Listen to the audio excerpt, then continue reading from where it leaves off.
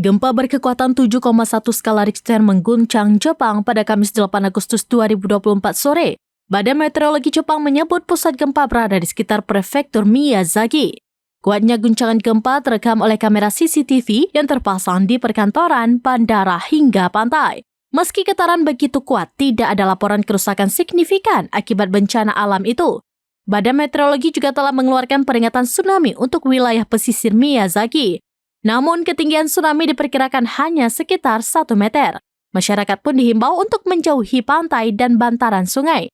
Dilansir NHK, Kementerian Transportasi juga telah menunda sementara aktivitas penerbangan di Bandara Miyazaki.